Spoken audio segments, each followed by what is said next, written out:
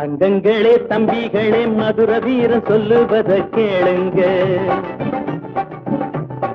அண்ணனவன் சொன்ன வழி நல்லபடி பூமியிலே வாழுங்க. தங்கங்களே தம்பிகளே மதுர வீரன் சொல்லுவத கேளுங்க.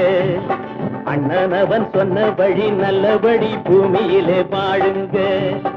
என்னதான் நடக்கும் நடக்கட்டுமே, நீங்க எப்போதும் தலைவரை நம்புங்க.